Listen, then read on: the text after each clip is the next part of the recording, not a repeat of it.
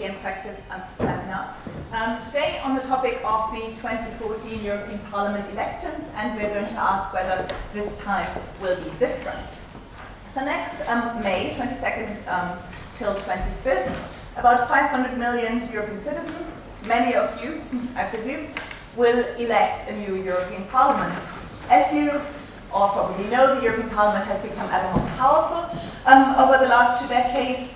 It's now a co-legislator on most EU policies. It shares budgetary authority with the Council. As you also all know, Europe is a salient issue in the media these days. Economic and social issues related to the euro crisis are top of many countries' domestic political debates. And as you all know, European Euroscepticism stands at an all-time high, and anti-EU protest votes are expected to soar in the elections. So all that really sets the stage for an election which will probably be much more politicized, much more political than 2009 or before. But something else is going on, and this is that in the next election for the first time, European citizens will also indirectly for the first time elect the European Commission President. According to the treaties, the governments who will nominate the Commission President, who will then need to be voted in by the European Parliament, need to take the EP elections into account, and Europe's political parties have taken that as carte blanche to nominate candidates themselves, and they will do so in congresses over the next few months until the spring. And we really have a fantastic panel of speakers with us to discuss what that will mean for the EU, what that will mean for the Commission. Will it become much more politicized? Will the policy process be much more politicized, as a lot advocate, but others fear? Will it change the relationship between domestic and European political parties inside and outside the European Parliament? And will it change really the relations between the European Parliament, the Commission and national governments?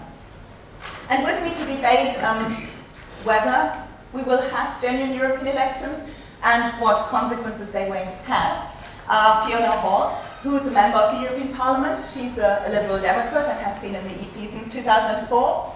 Her specialization is energy development, and she's been doing many election observations, and she's also the leader of the Liberal Democrat delegation in the EP. Professor Simon Hicks, who is professor in the Department of Government at the LSE, also the head of department there, is a fellow of the British Academy, has published very widely, as you all know, also on the European Union. And he's a founder and chairman of VoteWatch, and if you haven't done so already, I'm sure Simon will tell you, but I tell you too, check out their new pre-election tools and have a go at them.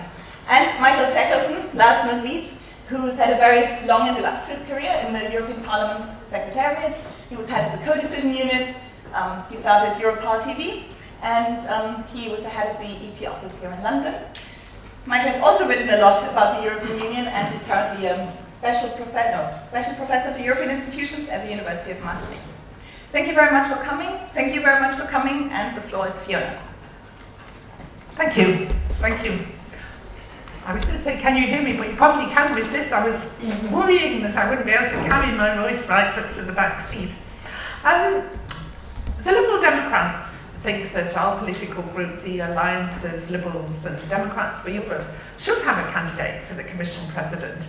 I think we would be daft not to, when it's clear that the other main groups are going to have one. It's a way of putting a face in the frame in a way that perhaps they wouldn't normally be in the European election campaign. We have already put in place a process for actually getting this candidate, and that will begin at the end of November here in London, when we will debate and adopt the party's manifesto, the ALDE party's manifesto for the European elections.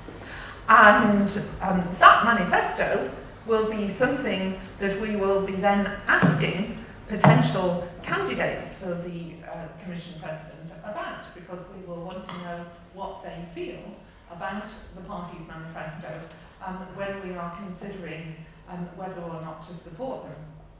The first stage in deciding who those candidates will be will come towards the end of December. There's a council meeting on the 19th of December, and traditionally the Liberal leaders get together before that council meeting, and at that meeting they will talk and will decide who the nomination or nomination should be for the President of the Commission. And if there is more than one, there will then be an election of elder party members, which will take place at the beginning of February in a special conference. So there's a process that's well laid down and decided. The question is, who's likely to be interested? There's one or two people who've ruled themselves out. Sir Graham Watson, who's the Liberal Democrat MEP for the southwest of England, is the president of the ALDE political party. And he said that he won't be putting his name in the frame. Apart from anything else, I mean, he feels he's got a job as the party president to be overseeing the process. Then we have Guy Verhofstadt, the former Belgian Prime Minister, who is now the leader of the ALDE group in the European Parliament. And I think it's likely that he will put himself in the frame. I'm quite pleased about that, because although he's a controversial character in some ways, because he is very much on the federalist wing of politics, he is a very good speaker, very witty, and he's the sort of person that people can react to and admire even when they don't necessarily agree with him. And some of his put-downs in the European Parliament are definitely worth going and looking up on the internet. Other people who have been talked about are Olli Rehn, who is the Liberal Commissioner for Finland at the moment, dealing with economic and monetary affairs, and it's possible he's interested. Then there's Anders Fogh Rasmussen, who is the Liberal Secretary General of NATO, but he's actually said he's not interested. I don't know quite whether to believe him, but he said he's not interested at the moment. And then there's Guido Westerwelle, who was regarded as being a strong candidate, but because the FDP did so badly in the recent German elections, it's now thought that perhaps he won't be putting himself forward. So we'll have to see. And one of the problems we've got at the moment is that these are all very important people. And very important people don't like to be defeated, and they don't really like to put themselves forward for a selection process in which they don't win. So there's a little bit of a game going on behind the scenes. And I think that, you know, I wouldn't be at all surprised if, when it comes to December, only one person emerges out of that meeting, because I think there will have been, you know, testing of the waters behind the scenes. And people who are quite important people would not like to have to do a straight contest in the usual way and then not come out of it smiling. Another complication, slightly, is that although there is nothing in the treaty that says that, the candidate for Commission President has to be a member of the European Parliament, there is a kind of convention which is emerging that because the Parliament is seen as having more of a role, there's a feeling that MEPs will prefer to vote for somebody who has come from the European Parliament. So although that's not technically an issue, it is a consideration that if this person who emerges from our ALDE process isn't currently an MEP, you know, how are we going to get him to be an MEP? So there are some question marks, but there will be an ALDE candidate, that's for sure. So what will the impact be? I don't think it's going to change the European election campaign in the UK very much at all. I think the effect will be almost indiscernible. And that's because people vote in European elections for many reasons, but they're all to do with national circumstances and their own personal circumstances. Traditionally, they vote in a kind of, this is not the general election, so let's have a pop at the government because we're fed up with them. Or this is a time when we're not deciding who's going to tax us, so we'll vote for some small extreme party that we quite like, but we wouldn't vote for them if it came to the general election. I think this time will be different in the sense that Europe itself is on the agenda. And I think that personally, I think the European elections will be about the question of the UK's role within the EU, and that we will be, people will be voting on whether they think that the UK should be in the EU. It will almost be like a pre-referendum, and the Lib Dem position on that is very, very clear. We are the party of in. The other parties, of course, are not quite as clear about that, except for UKIP, who are, they don't call themselves the party of out, but clearly they are. And I think that on the doorstep, when I go out and knock on people's doors, people will be concerned about the economy, they'll be concerned about jobs, and I will be reminding them how many jobs are actually linked to the fact we are in the EU. That's what it's going to be about. And if I knock on a door in Newcastle and say, what do you think of Aldi? They will say to me, well, it's cheaper than Tesco's, but Morrison's has better biscuits. And I don't think having party political candidates for the President of the Commission is actually going to change that. I think what will change is what happens after the election. Because there's going to be some very intense discussion and negotiation inside the Parliament. Because the Parliament's nominee for President of the Commission has to be voted by an absolute majority, so it's more than half the number of MEPs rather than the number present in the vote who actually have to support this candidate. And that could be quite tricky, especially if we have more people in parties of the extremes who are not really in a collaborative frame of mind. And there'll also be a package element to the negotiations, as there has been in the past. There will be other jobs that are being decided, like the leader of the council and the president of the parliament, indeed. And so there will be a lot of bargaining around that. And I do predict that one thing that might be difficult is that because the Parliament has leapt into this process and taken it very seriously, that they should have a say and their views should be taken into account, that if they come forward with a candidate who is not so acceptable to the Council, I could predict that we might have a bit of a standoff period in which the Council wants one person, doesn't want the person that's being proposed by the Parliament. I might be wrong, but whenever there's sort of new interinstitutional relationships, what's going on underneath is a bit of a power struggle between the institutions. And I think that the Parliament, having taken a big decision that they want to get involved in this, will be reluctant to back off if the Council decides they want somebody different. But are the elections going to be different? Not the elections itself, I don't think so. Thank you very much, Fiona. Simon.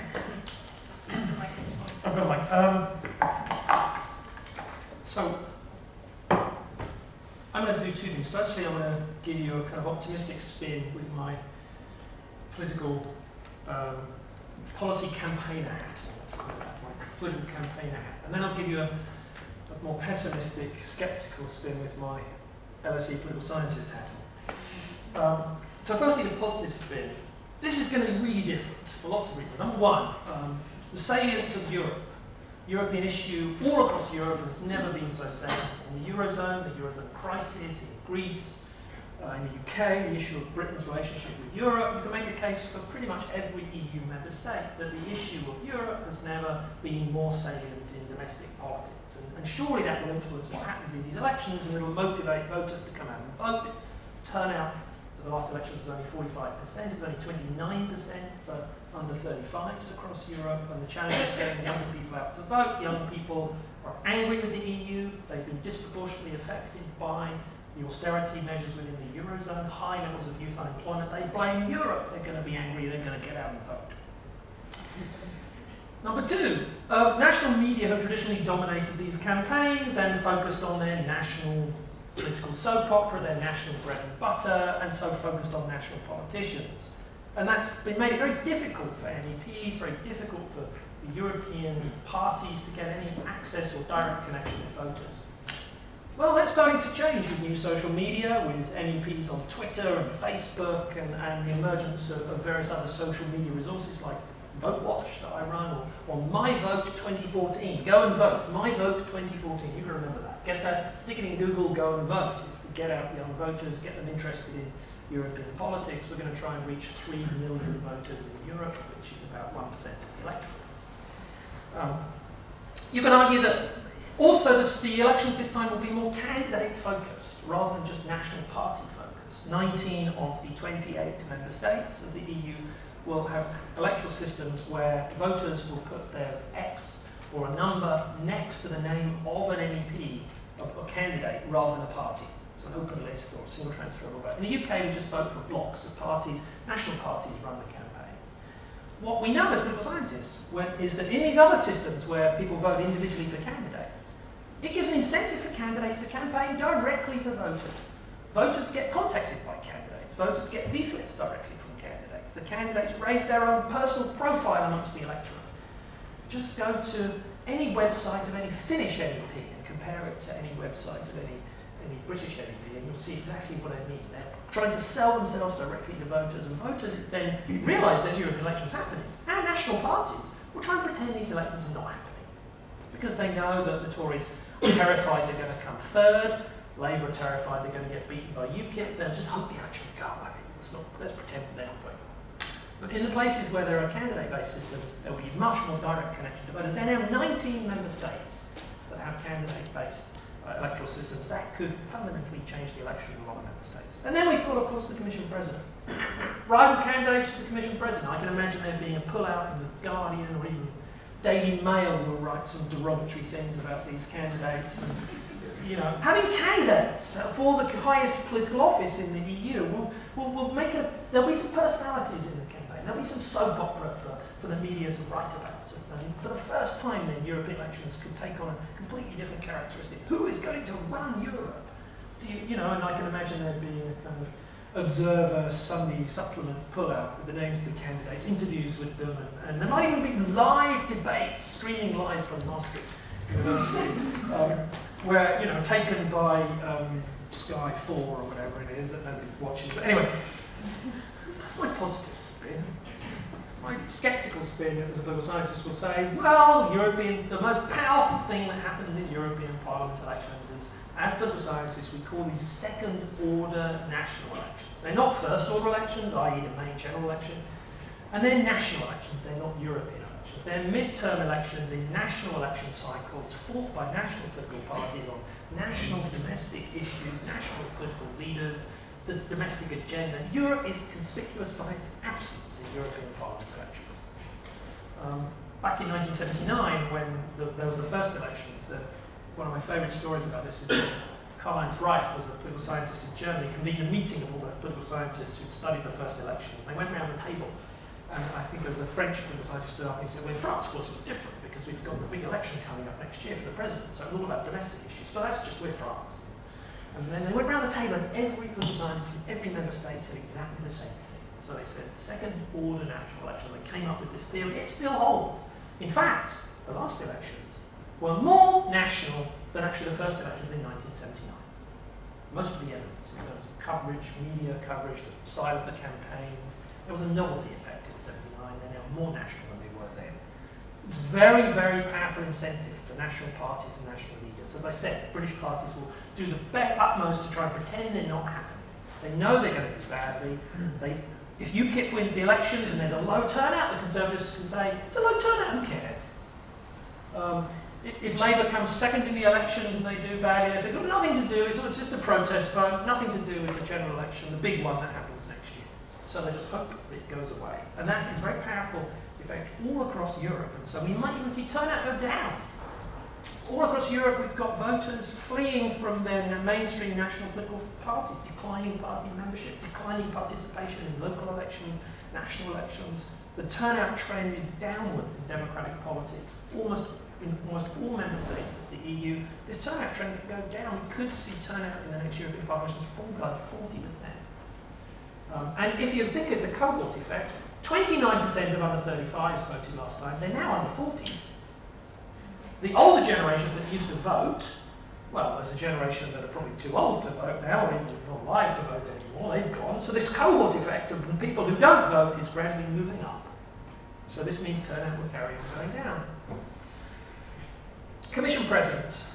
Wouldn't it be lovely? Unfortunately, the EPP, the main political group in the EU, doesn't look like they're going to put up a candidate. If they don't put up a candidate, we don't have a commission president contest. We're going to probably have a social democrat, probably Schulz, Germany.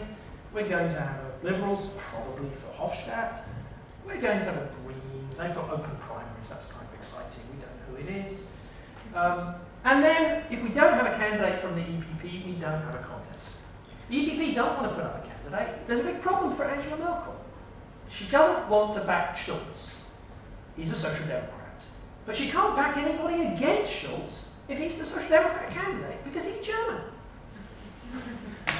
So she's going to say, please, let's not put up a candidate. Let's just pretend this is not happening.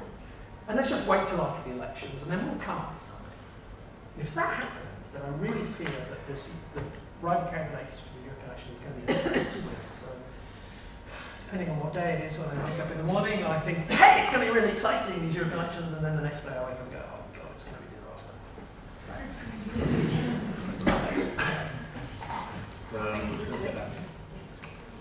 Okay, well, let me try and be a little bit more optimistic. Now, I don't want you to go away with such a gloomy view. And I partly want to do that by trying to be a little bit more historical about these things. That one of the advantages and possibly disadvantages of having been around such a long time is that you've seen everything already a lot of times. I've been through every European election that there's been, apart from the first one when I wasn't in the Parliament. I've been in the Parliament for every other one.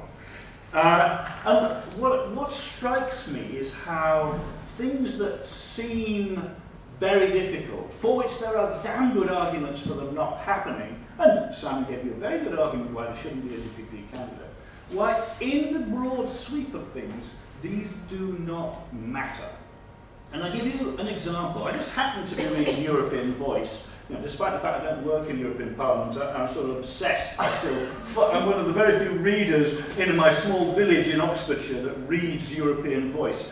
They do quite a nice thing. They do a piece on 10 years ago in Brussels, when we were talking about plans for having a union president of the European Council. And at that time, Jacques Delors said, look, what will he do all day, that guy? Are we to believe that George Bush will call him? Interestingly, as a Frenchman, he said, it's a very French idea. They announce a word and think they've sorted out the problem. Diplomats adore this nominalism.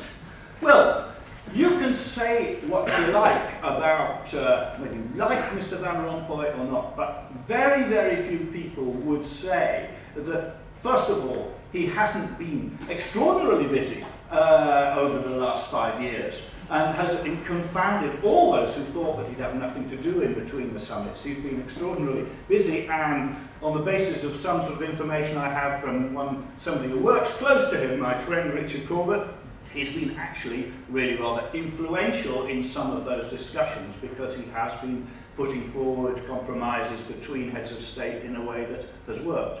And secondly, he's created a template for what the President of the European Council will be in future, and we're all interested to see what will happen when the next President is chosen, because he's created a model which I think will be followed. And so I would apply the same kind of reasoning to the proposal to elect a President of the European Commission based on candidates put forward before the elections. I'm not going to stand here and say this is going to radically change everything overnight. That would be an absurd claim.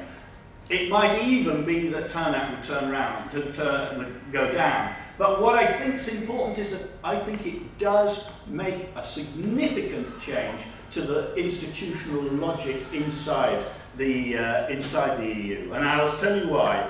And I'm driven to do this because this very week, the august Centre for European Reform has produced a piece called The 2014 European Elections, Why a Partisan Commission President Would be Bad for the EU.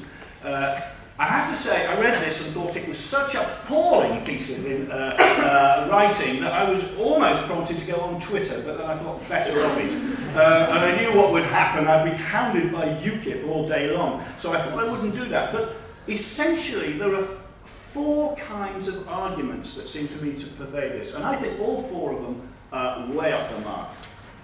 The first is this idea that somehow this election, and I think that's Simon's view, will be something of a non-event because national parties will essentially want to ignore it and will pay no attention to it.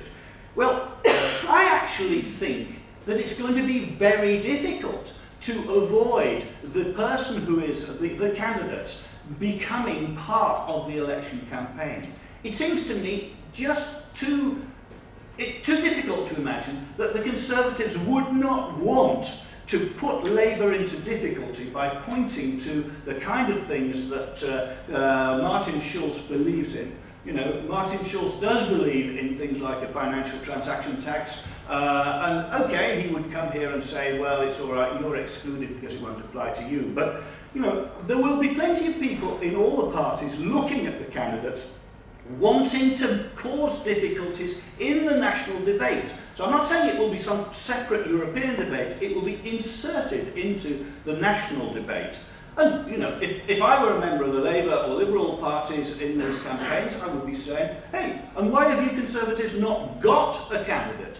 I can't understand it. How much money do you get as part of the European Party of Conservatives? Because you're part of a Conservative grouping which receives money from the European Parliament. By the way, I'm not urging you to do this if you want to, but I'm saying it's an obvious thing to do, is to make it into something out of which you can make political capital. And I am pretty sure that people will do that across the European Union. The second argument, actually, that the Centre for European Reform plays on very hard, they say, oh, but heavens above, this might actually create an impasse between the European Parliament and the European Council, and they might not be able to come to an agreement. Come on. You know, what world are we living in? The world of the European Union is always about impasses that somehow are overcome by negotiation. Because one of the more interesting phrases, apart from the phrase in the treaty which says, taking account of European elections, it then says, after appropriate consultations.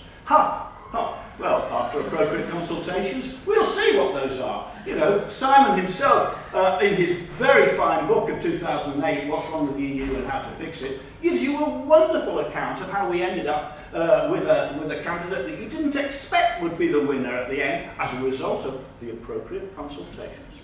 So, I don't see that as a problem. After all, the European Parliament is in disagreement with member state governments every day of the week in legislative areas. You know, we don't have a tax on bankers' bonuses because all the governments thought it was a wonderful idea. There was at least one that thought it was an extremely bad idea, but the European Parliament managed to force this through. So I wouldn't necessarily assume, one, that it was that the Parliament would necessarily lose, nor do I think it's a bad thing. I think it's actually a very good thing. The third thing is, and that's implicit in the title of the Centre for European Reform, they say why a partisan Commission President would be bad for the EU. So it's this idea that somehow a president who was associated with a particular political tendency would be partisan. Well, hang on a minute. What about Mr. Barroso? Wasn't he the candidate of the EPP in the last 2 European elections? Indeed. I might remind the EPP, if it was my job to do so, I might remind them in the last 2 European elections, they said the candidate who should, the party that should have the right to have the president of the European Commission is the party that wins the most votes in the European elections. To actually now turn around and say, well, we meant that the last time, but this time where we might not actually win, we don't want to do that. Come on, this is politically actually highly dangerous for them. I'm not sure that they would do that. And in any case, it implies this notion that if, just suppose it was Martin Schulz that was president, just suppose, not impossible. You've got to bear in mind that he'd be surrounded by a bunch of commissioners nominated by national governments, which would be essentially of the centre-right, with quite a few Liberals amongst heads of government, but nevertheless, the majority of governments are centre-right governments, and the majority, therefore, in the Commission will also be of the centre-right. Mr. Schulz is not in the position to put through a sort of, proto-Marxist agenda at European level. It's kind of totally out of the question. Nevertheless, he would be in a position to orientate things in a certain direction. So I don't believe in this notion of the politicisation of the Commission because it's already politicised. That does not mean it can't do some of the jobs that it should do which are not of a direct political nature, that it cannot mediate between the institutions. I think it's been able to do that despite governments thinking that it would not be able to do so.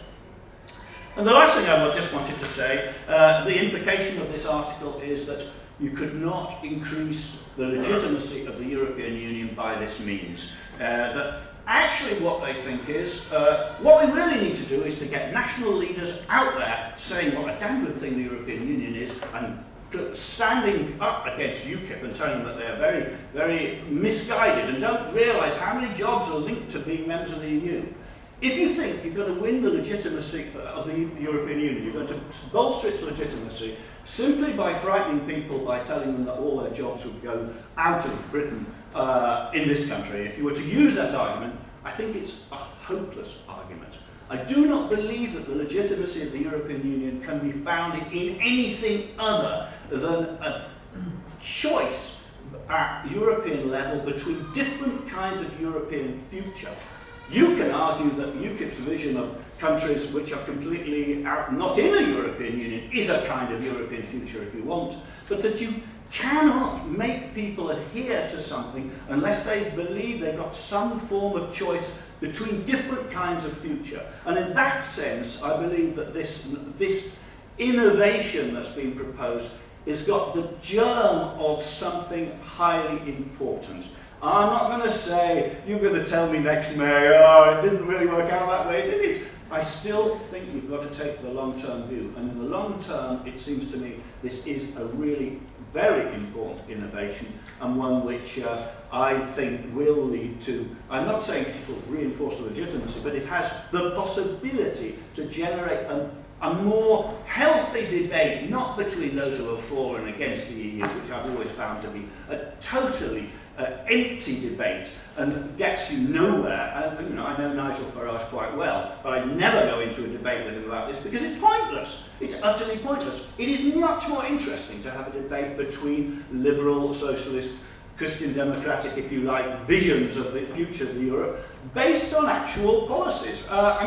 If it were the case that because of what we're doing, more people read the ALDE manifesto this time, this must be a good thing, because in all the years I've been in the European Parliament, I've never read any of the manifestos, and I was supposed to work there. The fact of the matter is, the only thing that will drive people to look at these manifestos is if there are individuals who are carrying them in advance of the elections, and who are going to stand up and be questioned about them in a way that, I'm sure Fiona would agree, she hasn't been put against a wall and said, oh, I note from page 3 of the ALDE manifesto that, it doesn't happen, but this does open an opportunity to do that. And if this can help to generate a notion of choice at European level about the direction in which the European Union is going, it cannot but be a good thing, and I would back it. Thank you. Thank you very much, Simon, for this statement. I was... Microphone. There you go. Thank you very much, Michael. We're going to open the floor for questions in a moment, but I was wondering whether any one of you would like to react to what the others have said. Fiona, would you like to have a response to either Simon or Michael? Simon, you can choose between the pessimism and the optimism.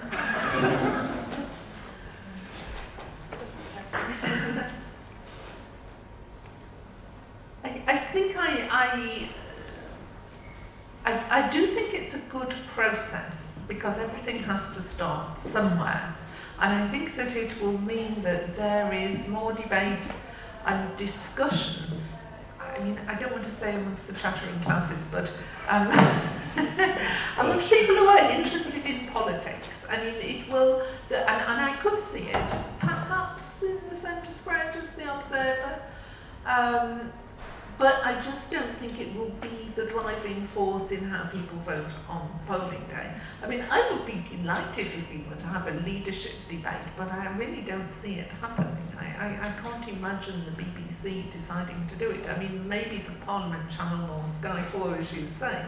But, you know, so everything has to start somewhere, and I think that I mean, if you ask the basic question, is it going to make these elections more interesting or less interesting? I would definitely say it's going to make it more interesting. And I think it will, for those people who are interested in the process, there will be more of a discussion. And that does eventually start to broaden out into the wider political debate and into more general discussion. But I think it's not going to have a big effect. And one of the dangers of European elections is that they are too often taken over by something that comes along relatively at the last minute and can be deeply frustrating. I mean, I found the last European election campaign miserable to be campaigning in because the only thing that anybody asked us on the doorstep was about Westminster MPs' expenses. I mean, they didn't even ask about MEPs' expenses, it was Westminster expenses, and that came out of nowhere. And 2004 was basically about the war in Iraq. So, you know, and I don't think we're in the clear on this time. I think there is still the potential that come March or April, something that we haven't foreseen will come along and become the big issue of the day. But I am more confident that this time Europe itself will be on the agenda. Thank you, Simon. Yeah, I was going to say one anecdote from the last elections, but I was going to actually ask you a question. One anecdote is I remember about a week before the elections, I got a phone call in my office from somebody from a national newspaper who said to me, "Oh, I understand you know about European elections." I said, "Yeah." He said, "I want to, so how, you know, tell me a bit about them." So I took my usual spiel, and then he said, "And you know about NEP expenses?" I said, "Yeah, I know about." And I explained how the NEP salaries and expenses system works. He said, "Well, I was hoping to write an article. My editor wants me to write an article about how it may be bad in Westminster, but it's a lot worse in Brussels." So, you know, European Parliament elections through the lens of the issue that is really happening of the day in national politics. I was actually going to ask you a question because, you know, my fear, or is it, I don't know if it's a fear, but my expectation in the UK is that if these elections do take on any meaning, it will be a trial run of an expected referendum on Britain in the EU. And that's going to be if there is a European element to the campaign, that will be the European element to the campaign. It's the big issue in terms of the media wanting to know from the National Party leaders is, and particularly Labour, is, you know, we've got UKIP committed to a referendum ASAP, we've got the Tories committed to a referendum in 2017, we've got Labour committed to a referendum if there is a new treaty and if the new treaty passes new power, transfers new sovereignty from Westminster to Brussels, and the Lib Dems, I'm not quite sure what the Lib Dem position is, maybe I'm just ignorant. But the key issue, if that becomes the issue, then it could take on quite a nasty element to the campaign in the UK. Although, on the other hand, it might make it actually focus on some European issues for a change, which could be interesting. Yeah. Can I tell you what the Lib Dem position is? It's very clear and very simple. You'll recall that at the time of the Lisbon Treaty, we said there's no good having a referendum on the Lisbon Treaty because everybody is going to treat it as an in-out referendum, and therefore that's what we should have. And then in the coalition government, we've had the Europact, which means that if there is a significant transfer of powers, then we have to have a referendum. And in Glasgow at our party conference, we put these two things together and passed a new policy that says that if there was a referendum triggered by the Europact, we want to have an in-out referendum. And what about the fear that the elections will become a referendum? I think they will be, and I don't run away from that. I would welcome that. I think it's time we talked about the issue of the role of the UK in the EU, and we have already started to do that. A lot of us have been talking about how the Lib Dems are the party of in. I think that is the issue of the European elections. Where do you stand on this? and we are very clear of where we stand, and we're very clear why we stand there. And we see businesses large and small, and personalities like Richard Branson coming out in a way that they haven't done before, coming out of the closet on this and being prepared to speak publicly about it. The one exception, I would say, to this being the theme of the European elections is likely to be Scotland, where other strands are at play, because the Scots do have a referendum on in or out just 3 months afterwards in September 2014.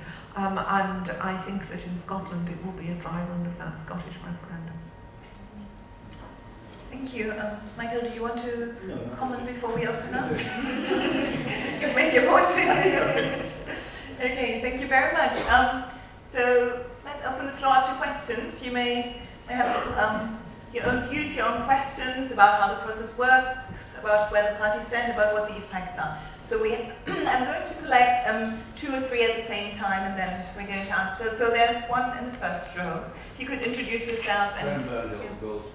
Can I throw a spanner? Sure. You said, Simon, that the election will make a difference. In your book, you said... Which one? Sorry, the one I'm thinking about, which is 08.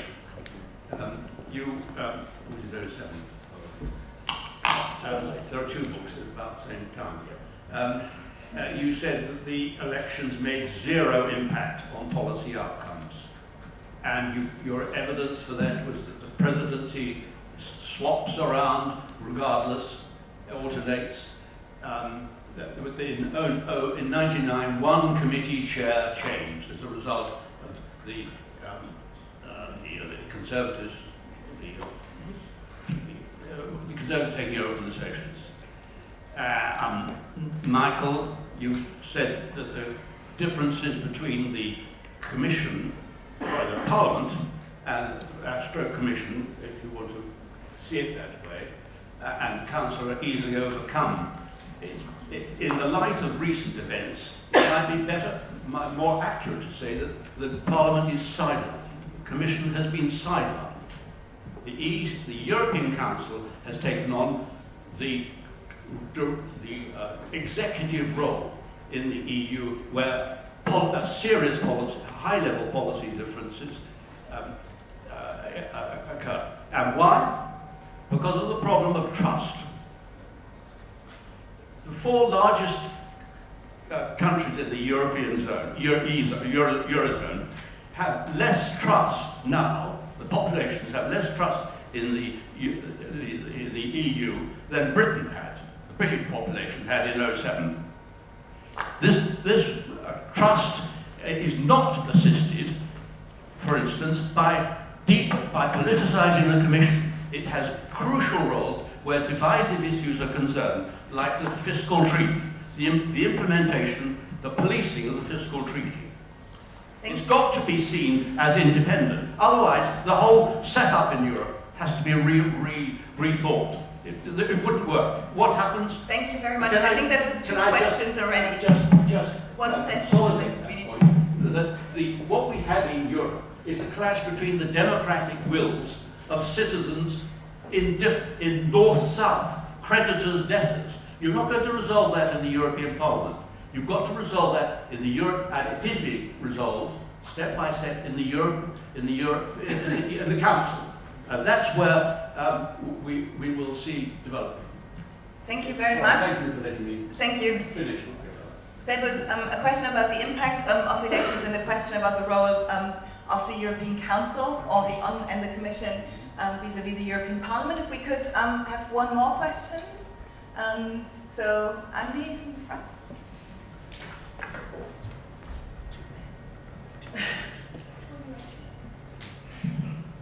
Thank you very much. Andy Lebrecht, formerly Deputy Permanent Representative of the UK to the European Union. Could I say firstly, I found the discussion profoundly depressing, because here we have an institution which has gained and is gaining more and more power, but it's going to be elected by probably fewer people voting on national issues, and a large number of people voting as a protest vote, with the consequence that we'll probably see far more MEPs from parties that have no interest in the prosperity of the European Union. So I think there's a dilemma there. Linked to that, in part linked to that, this issue of candidates I think is very difficult, because we may get a situation whereby all three of the main political groups propose parties that don't command a qualified majority in the European Council. And of course it's the European Council that nominates candidates for the post of Commission President. But if the political parties are going around Europe saying, this is our man or this is our woman to be Commission President, but none of them command support in the European Council, there are going to have to be appropriate consultations, and somebody else will emerge. And what will that say about the transparency of the electoral process? So here's my question. Is there not a risk in all of this that come the elections, and once things have settled a bit, people are going to really question the role of the European Parliament, and the current arguments that are beginning to develop about the need to give more power to national parliaments might grow and grow at the expense of the European Parliament? Thank you very much. 3 questions you would like. I'm going to kick it off if you guys want to think more about what they might say. On the, one of the things I argue in the book is quite right, is that there's very little incentive for people to take an interest in European Parliament elections, because the outcomes of these elections don't really matter that much for what happens at the EU level. And that's why in that What's Wrong with the EU and How to Fix It book, I made exactly the case that one thing that could change that would be rival candidates putting forward, for the Commission President, putting forward rival manifestos, and that would provide an incentive or a sort of focus for different agendas for European action, and the winner might emerge with some kind of mandate. I still hope that happens. I still believe and hope that that would happen. And I think this really relates to the second question. The legitimacy of the European Parliament. It can't get any worse, surely. I mean, everyone says, look, power goes up, turnout goes down, nobody takes, so everyone is, I think the European Parliament, the MEPs, the parties at the European level are acutely aware of a kind of legitimacy crisis they face. And the idea that this could make it worse, I just don't accept. And I think there's a good chance that they've got to start somewhere. And it's going to be a long process. This could be the first time round. And I'm sympathetic to Michael's argument that you can never really predict. And when things happen, and decisions are made, everyone is sceptical about them in the first place. And then actually, things change dramatically. Just go back and read some of the press coverage of the Single European Act. I urge some of my students at LSE to go and read the press coverage. Most of the press at the time said, this is nonsense, it's not going to happen, nothing's going to happen.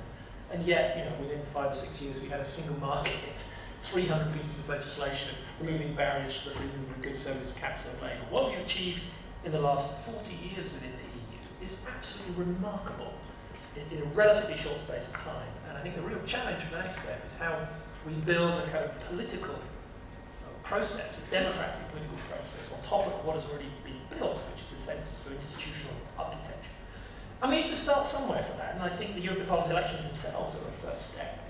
But having a contest for who actually governs at the European level in terms of the agenda is a second step. And I completely disagree with this idea the Commission has to be independent. The Commission is not independent. The Commission is pre Prime Ministers, was Commission President, and full of politicians, and is an incredibly partisan body. And you can actually look at what the Commission proposes in its legislation, and it swings depending on the political makeup of the Commission.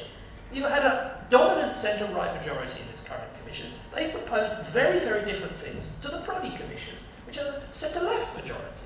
The centre-left majority in the Prodi Commission was proposing a load of stuff to do with, for example, Gender Non-Discrimination Directive, gender equality, health and safety at work, social policy. It was a centre-left commission. You've got a centre-right commission. The idea the commission is independent, all it does is police the treaty, I just completely don't buy. Let's call a spade a spade. It is a government, we should elect it. Yeah. Well, first of all, on the question of the role of the European Council, there has been no major change in the European Union since 1974 that hasn't been decided by the European Council. There is nothing new. The fact that the European Council has played the dominant role in terms of trying to deal with the euro crisis shouldn't surprise anybody. It's absolutely what I would anticipate would happen. I would not expect the European Parliament, which does have equal rights with the Council on the community budget, to have an equal right to say how national budgets should be used in providing support to the Greek, Portuguese, Irish and any other government. So I don't think there's anything unusual about stating that the European Council is in a prime position. It's not anymore, it's not dominating the whole legislative agenda at all, in my view. I just don't see that. Of course governments are trying to influence outcomes, as Germany on the question of emissions from cars this week shows. But that's not new. That's been always the case. We've seen that all the time. I very much take Simon's position on the role of the Commission. I would simply add that one of the issues at the moment, if you're in a southern state, is that you've got no trust in the troika that comes around and imposes austerity upon you. And there's not one way of generating a slightly more trust would be if actually the Commission was a Commission that had to be elected, which had to stand up, and its President say at the beginning of his mandate, his or her mandate, well, what are you going to do about it? If you, Mr. Schulz, think you can deal with austerity in a different way, how are you going to do it? That seems to me absolutely what a democratic system is all about. On the question of a clash between candidates, I can't deny it's a possible risk. The only thing is, the idea that the European Parliament could be somehow, its position could be changed and we could increase the role of national parliaments. I've seen it before. I've seen this debate 25 times in the last 25 years, and nobody has come up with the answer of how you give national parliaments a collective role. Everybody's good on saying how national parliaments could be given better management. Everybody points, oh, look at the Danish example, look at the Finnish example, look at the Swedish example. They're ever so good at managing their governments. But they're absolutely not in the business of trying to take a collective view. And what was provided for in in Lisbon, of the famous orange or yellow cards, well, honestly, it's a bit of a damp squib, to be honest, and the only thing you could improve it by would be to actually introduce the notion of a veto. And you could say, any national parliament could simply say, I don't want it, and the whole legislative procedure ends. Is that democratic? I don't think so. Thank you, Simon. Michael. My name's Michael, but I'm flattered that you conflate me. I'm not sure you should be. I agree that commissioners are already political. I mean, we talk about, just informally, about our commissioners, meaning our Liberal commissioners at the moment in the Commission. And I mean, it doesn't mean anything. I mean, at a practical level, it means they're the ones who are more likely to come and have dinner with us and tell us what their ideas are. And yeah, there is a political sympathy there. Nelly Kroes at the moment, the Dutch Liberal Commissioner, has put on the table a big package of telecoms legislation that she wants to get through before the elections in 2014. And this is stuff that we as Liberal Democrats really believe in. It's having a single market in telecoms, getting rid of roaming, stuff that we've been pushing for ages. And of course, we want to make it happen. But the reality is that, I mean, the Liberal Commissioners have to argue in the College of Commissioners alongside the others. So it's a negotiation. And I mean, the makeup of the Commission reflects the governments of the day when the Commission is put in place. So it's sometimes slightly out of sync with the Parliament because, you know, the governments, the national governments have been elected at different times. But it's a range of views like anything else. And I think the idea that all that electing the President of the Commission does is make that process more transparent. It's not as if it's not political now. It is, but by electing them, we're actually having a debate about it and allowing people to have input. And on the question about the fact that the Parliament's candidate might not be acceptable to the Council. Well, I can well imagine this.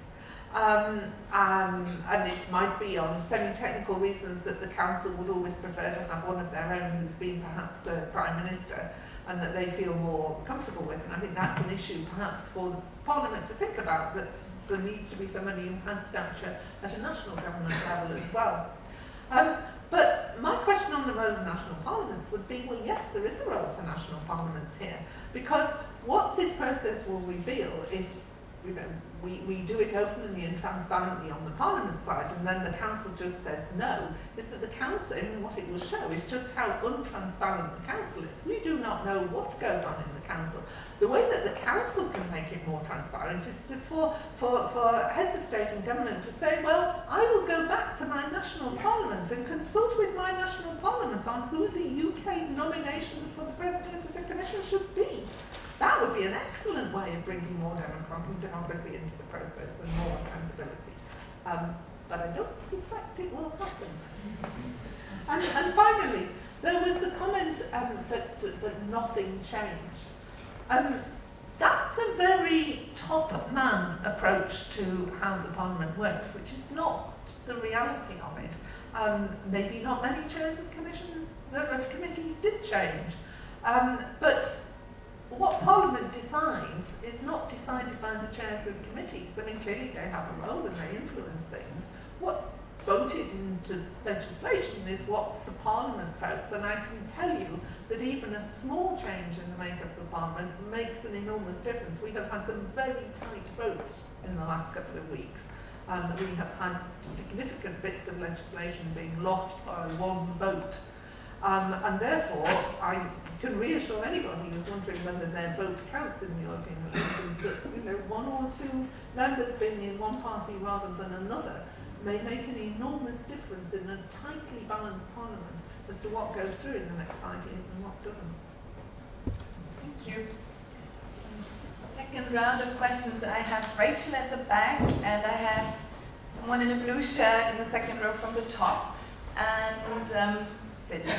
So Rachel, man in the blue shirt, and Philip. And Dimitrios will bring you the microphone.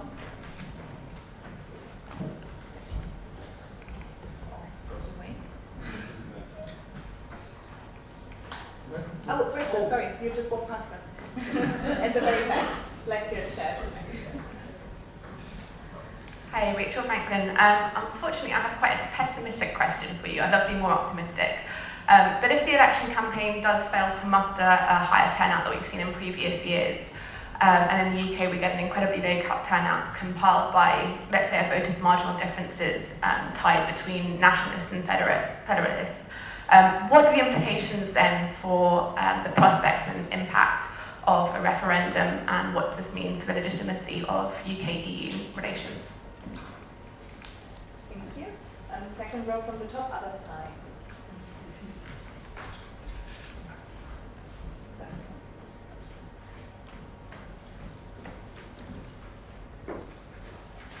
Thank you. The man in the blue shirt is called Chris Bulford. On the assumption that Germany is the biggest and most influential player in the EU, in the last German federal elections, Alternative for Germany polled 4.7%. The target was 5%, therefore they failed to have any elected representatives. For the European elections, as I understand it, the target is 3%. If indeed Alternative for Germany do achieve a significant number of MEPs, do you think this will have any effect at all on the way the Parliament, shall we say, is run? Thank you. And then at the front, in the middle. Sorry.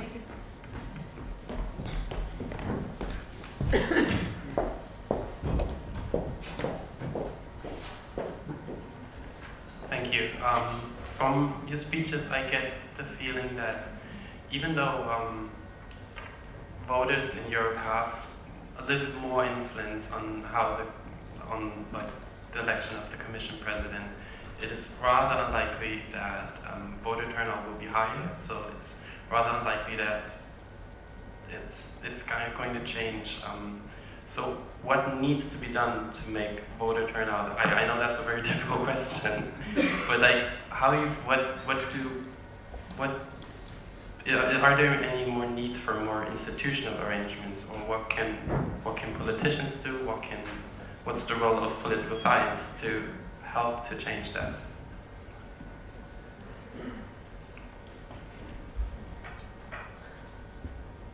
Three. That's it. Yes, three. Sorry, I was already taking notes for the next round. So 3 questions on the potential effect on an in-out referendum, on the effect of the Alternative for Deutschland doing well in the EU EP elections, and on voter turnout. Who would like to start? I'll go again. I won't talk about the UK, we'll leave that to the other two. I'll say something sacrilegious amongst students. I don't really care about turnout. It's not rational to vote anyway, so.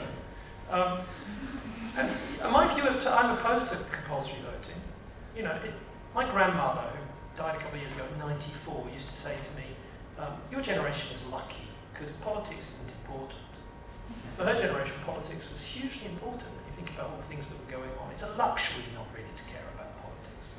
Right? Now, you know, if life is really bad, and if things are really, really big things are at stake, people will get out and vote. And they do. And all the evidence, cross-country, cross-time, suggests when really big things are at stake, and there's big choices that matter, then turnout goes up. In fact, turnout going down is, you know, growing apathy. Yeah, at a certain point you might say we don't, you know, if it gets really low to 20, 30%, perhaps, but you know, midterm US congressional elections, turnouts between 30 and 40%. Do we really say the US isn't a democracy? No. So, I mean, I'm not that bothered about turnout. What's more important to me is what's actually happening in people's minds when they're voting.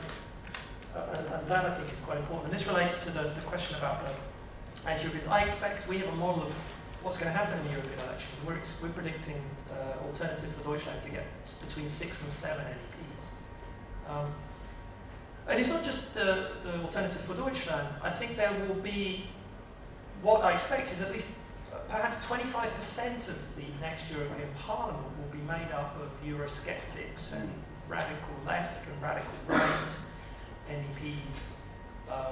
UKIP could win in the UK, the National Front could win in France, Jobbik could do well in Hungary, Wilders in the Netherlands, the True Finns in Finland, who knows where the Cinque Stelle are going to sit in the European Parliament, in Italy. You know, we've got all these protest groups, some mainstream protests like Cinque Stelle, some radical left, Syriza in Greece, quite Eurosceptic, and more right-wing Eurosceptics like UKIP and Alternative for Deutschland. So, what will the impact be? The impact on the actual workings inside the European Parliament, I don't think will be very much. There'll be a stitch-up between the biggest 3 groups for committee chairs, for all the key positions, the policy agenda, and so on.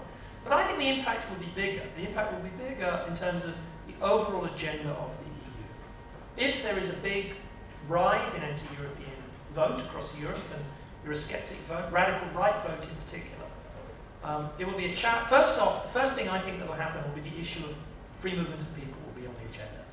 Because in a lot of these member states, what's driving it is not actually anti-European sentiment. What's driving it is economic downturn and these radical right parties actually mobilising on immigration. In the last YouGov survey in the UK, they asked last week, they asked voters, these are a bunch of issues, tell us which issues you care about. Now, where do you think for UKIP voters in the UK, what number do you think Europe was on their order of preferences? 6th. It's their 6th most important issue. The number 1 issue? Immigration. Europe is actually irrelevant for UKIP voters. It's astonishing. The one thing they really care about is immigration. And I think that's true in France, in the Front National. It's true Jobbik in Hungary, Wilders in Holland. And I think the rise in support, particularly for radical right and anti-European protest parties, well, the first thing that will happen, be on the agenda, is we need to do something about the rules on the free movement of people. The mainstream parties will react to that. The governments in the council will react to that. The new Commission President will react to that. And I expect what will be on the table is some rolling back of the current rules on the free movement of persons. That could be the big policy impact of these elections.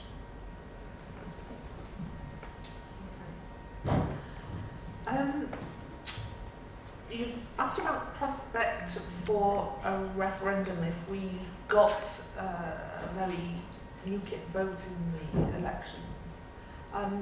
I think, and what effect that would have.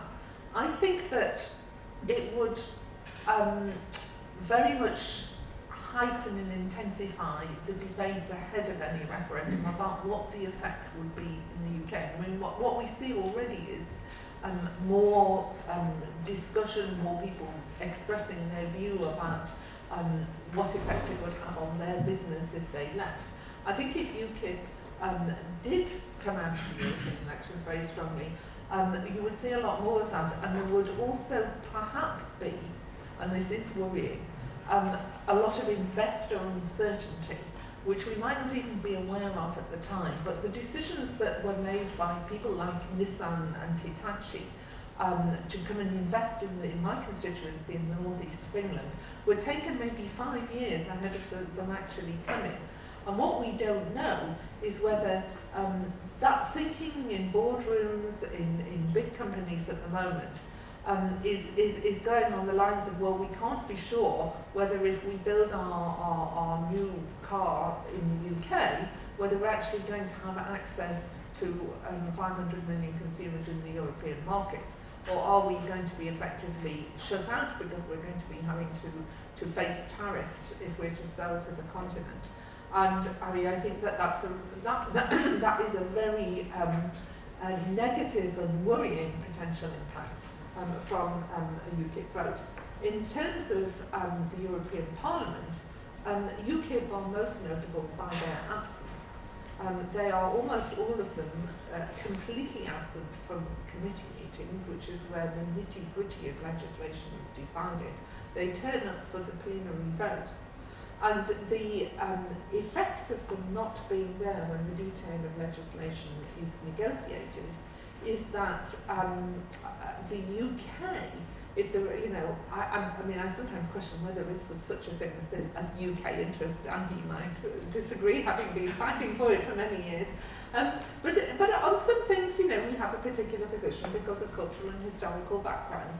And the reality is that, you know, a significant slice, a sixth of our MEPs are not there influencing any of those debates. So we have less clout as the UK in the European Parliament because of the UKIP members. And if there are more of them, then we will have even less clout. As far as the Alternative for Deutschland is concerned, I would predict that in the European Parliament, what will happen is that the mainstream parties will bury their differences to an extent. You might call it the Antwerp effect, when I can't remember what the Vlaams Bloc or Vlaams Belang almost got a majority in Antwerp, and as a result, everybody else joined together in order to run the city. And I think we may see something like that. And already there is some talk, it's a little bit idle talk at the moment, about whether Aldi and the Greens might have a more a closer relationship after the elections than they have now. Popular in some quarters, mine certainly, but not amongst our FDP colleagues, but maybe there won't be so many of those. And I think there is a problem that a wider, a more right-wing vote pulls other parties of the right with it. I mean, we've seen that with the Conservatives. And for all the witty comments from you, Barroso was hilarious the other day when he told Martin Cullinan that actually he thought the voters would prefer the original, i.e. Nigel Farage, rather than just the copy, and the Conservatives. But nevertheless, you know, there is a sort of parties of the right, but not the extreme right, are worried that they're losing voters to the extreme and thereful react against it. So I mean, I share your concern. I think that that's a very worrying scenario on immigration. And finally, on turnout, I'm inclined to agree with you that people do vote when they think it is going to make a big difference. And what I find on the doorstep, and which is a bit disconcerting, is you ask people, you know, are you going to vote? No, I don't vote. And it's as if you've asked them, do you play tennis or do you smoke? It's a lifestyle choice for too many people these days. And I mean, I think that at the point at which they realised that not voting really was going to affect them, they probably would change. But at the moment, it's just seen, this is something some people do, but I'm not one of those people. Yeah, just briefly, on turnout, you might be right, but the curious thing is that the Parliament has actually had a survey done and asked people across the European Union whether they would be more likely to vote if there were competing candidates for the Commission Presidency. And to the great surprise, now you might say it's because of the way who asked the question. There are always questions about surveys. But even in the United Kingdom, the majority of people said they were more likely to vote. Now, if they don't, then there's an interesting question as to why they didn't. But I don't think one should start from the assumption that there will necessarily be a drop in turnout.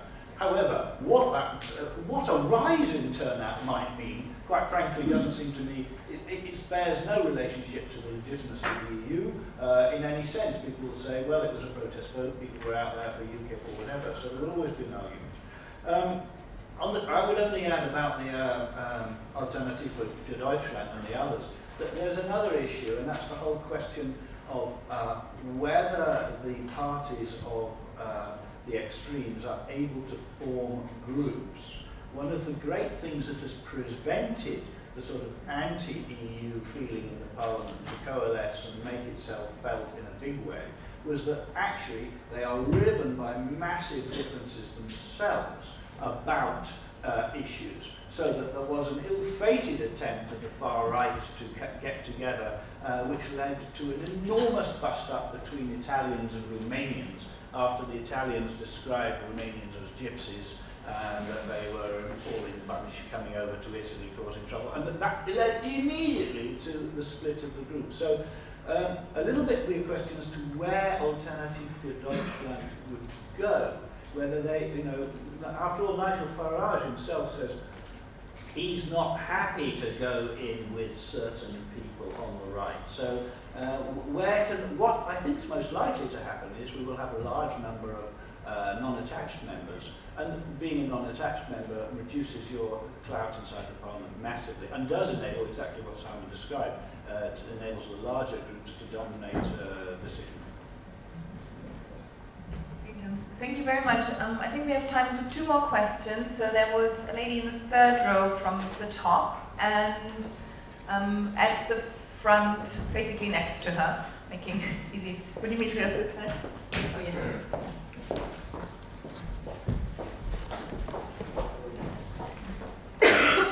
Hi, this question's already been kind of answered, but I was just wondering whether we're seeing now that the benefits that might come from cooperation, whether it be economic or even political, comes fundamentally at the cost of public disillusionment, because each person then now becomes 1 out of 500 million as opposed to one of their member states, and now they don't share any where there's a lack of sharing cultural values with the other people who are voting or the centre itself. Thank you for addressing. My question is connected again with the turnout. At least I can speak for my generation that we're in a situation when, due to the youth unemployment high level, we're in a situation where we don't find politics as hobby, but we truly find it as a serious opponent or partner in the current situation. So I wanted to rephrase again the question that was about the turnout. Is it expected a low turnout because there's no trust in EU institutions and EU policies as a solution for our generations, or there might be another reason? But I truly do not believe that it's just because politics does not matter currently. Thank you. Thank you. So 2 final questions. One on identity related to voting, and one related to turnout again. Simon, will you? Okay. Reverse order what I think about and answer the first one. Look, we don't know which way it's going to go. Turnout is incredibly difficult to predict. What we know in people who study turnout in elections all across the world is that, how important the election matters. But actually it only matters at the margins. Other things make a much bigger, for example, the weather. has a bigger impact on turnout than how important the election is. So we have all these models of turnout, and they have to throw everything in the kitchen sink to try and predict turnout. The weather, what day of the week it is, what else was happening that day. Were there other elections going on that day? Denmark, everyone went, wow, look, turnout went up in Denmark at the last election. And then one of my students pointed out, well, that's because we had a referendum on the same day about whether the monarchy would be passed on also to the daughter as well as the son. We've got national elections in Belgium and Luxembourg on the same day. Wow, that's a European Parliament election. It'll go up, is my prediction in those countries. We've got local elections in the UK. It'll go up. The point is there's so many factors that influence turnout levels of election. We shouldn't infer too much from it. What's more interesting is looking at groups of voters. Are younger voters, is turnout declining faster among younger voters than others? And that's a really good question, which is, if younger voters are really angry, do they turn off from politics and do other things, get on the street, join protest movements, get on Twitter or Facebook?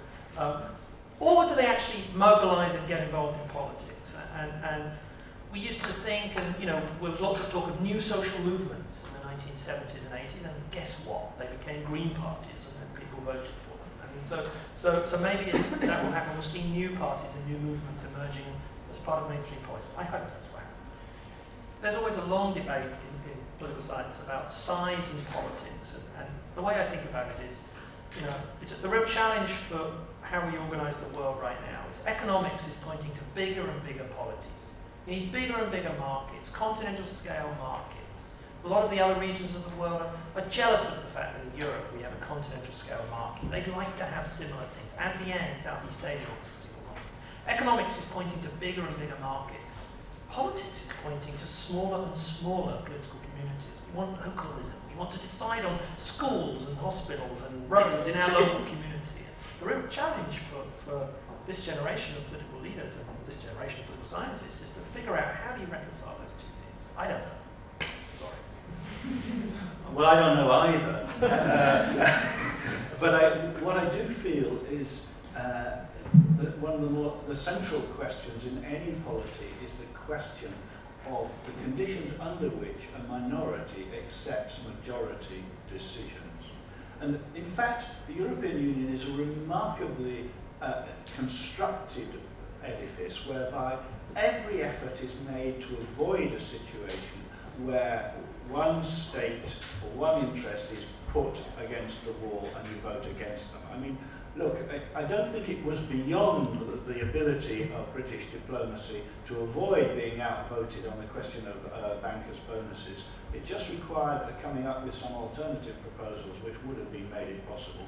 But I think, honestly, I believe it was a result of poor negotiating tactics because, quite frankly, member states are not in the business, are trying very, very hard not to put people in a minority because they know that next week it could be them.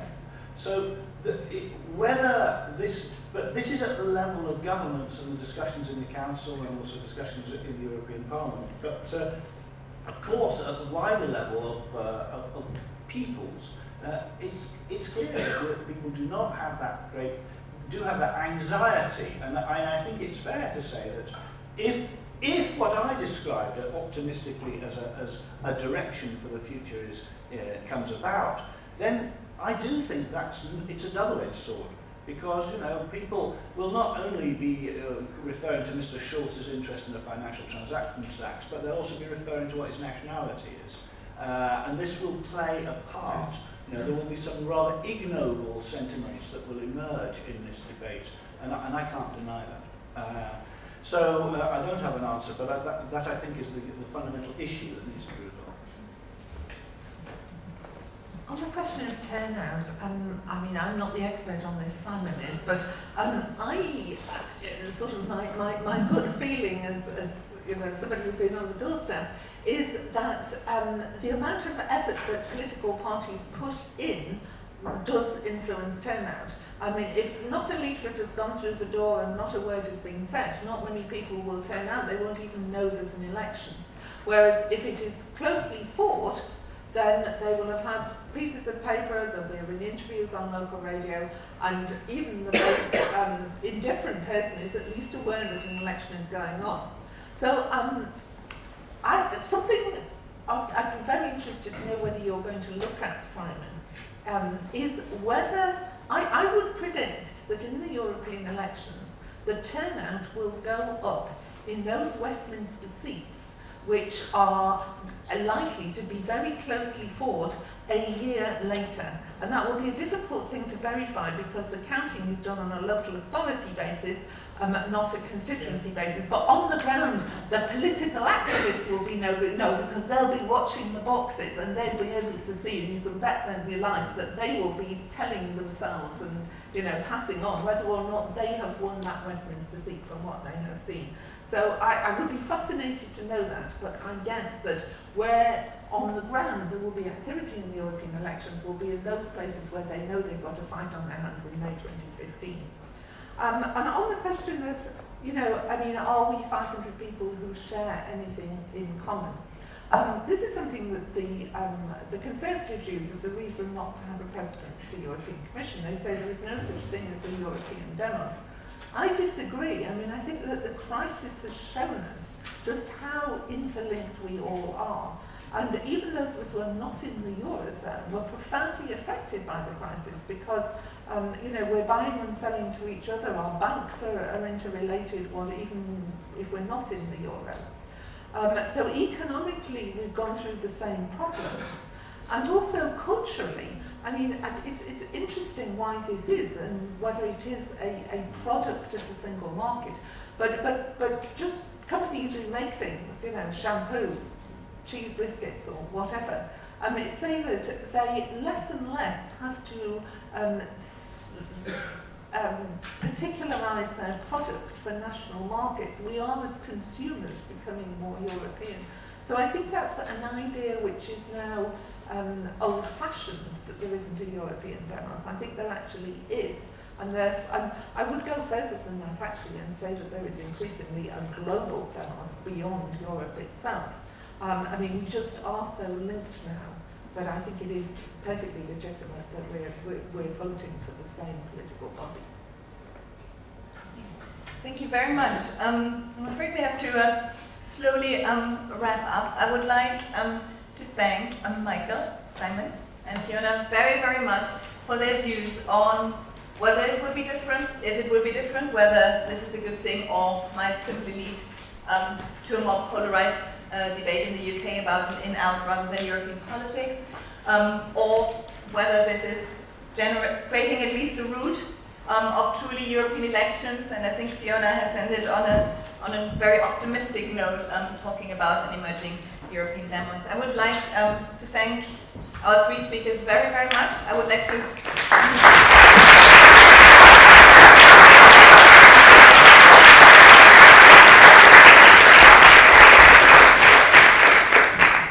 thank you all for coming, and before you're all disappearing, I would like to give the word to our head of department, David Cohen, who has a few words to say and an invite, I think, to make. Absolutely. I just wanted to welcome everybody and thank you for coming today to this talk on the European Parliament, and to welcome the students to the department that I wasn't able to meet in the first week as we were launching our alliance with NYU, so welcome and hello. I hope today's talk has whet your appetite for parliamentary reform and parliamentary politics, because within this series in policy and practice, next week we have a really stimulating talk on parliamentary reform in Iraq with two eminent scholars, Sue Griffith and Samir Qasim, who are talking from a policy and practical perspective, and they work for the Global Partners Governance Group, which has been reforming and helping the emergence of parliamentary politics in Iraq. And then moving forward over the next few weeks, we sort of globalise. Perhaps it isn't pertinent to talk about terrorism and armed conflict after Iraq, but we will be. We will be talking. We have Jonathan Powell, who used to be the Chief of Staff to Tony Blair and has worked on a lot of negotiations both in Northern Ireland and globally, and he's going to be talking about how we can end armed conflict and how we can talk to the terrorists, which I think is a stimulating and exciting subject. And the week after that, we have the launch of our new Institute of Global Governance, the soft launch, and we have Jack Straw talking on global governance. So we have a fabulous series of talks over the next few weeks, and I hope to see you many of those. And perhaps the most important announcement is there's now wine and cheese in the department. So there's always a payback for listening to these great talks. So I welcome you again, and I'd like to thank the speakers. Thank you.